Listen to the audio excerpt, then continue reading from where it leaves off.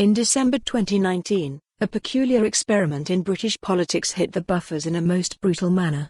One of our great political parties, Labour, had gambled that it could swing radically leftwards away from the ideological centre ground.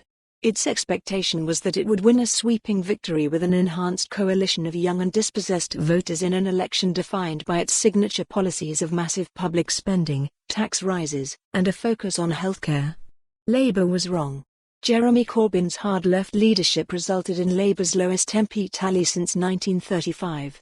The party's traditional heartland seats fell into the hands of the Conservatives in reaction to what was seen as a too liberal and metropolitan agenda, marred further by antisemitic incidents seemingly condoned by the leadership. It might have been thought that those watching this debacle in other countries would have learned from the singular lesson administered by the British electorate.If so, then America's Democrats must have tuned into a different channel.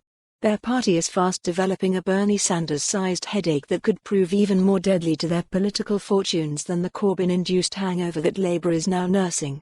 Heading into Saturday's South Carolina primary, Sanders is the man to beat, which is somewhat improbable, given that he is a 78-year-old recent heart attack survivor who is refusing to release his medical records. Sanders has topped the popular vote in all three early contests in Iowa, New Hampshire and latterly Nevada, where he won by 26 percentage points. While former Vice President Joe Biden retains a narrow lead in a state where African Americans, a traditional Biden stronghold, constitute a majority of Democratic voters, Sanders has been gaining on him. While it remains unclear what the effects of the Nevada results' momentum might be, moderate Democrats are getting nervous. Centrist candidates have failed to catch fire, and while former New York Mayor Michael Bloomberg waits in the wings to enter the electoral fray next week on Super Tuesday, there appears to be no obvious candidate who can unite the center in the way that Sanders has ignited the left of the party. If Sanders is able to cement his front-runner status, it is likely that even Bloomberg's billions will not be able to deny him a delegate lead by July, when the Democratic Party convention swings into action to nominate its presidential candidate. Moderates are right to be fearful, because Sanders is promising a policy agenda every bit as radical as that offered by Corbyn to British voters last year.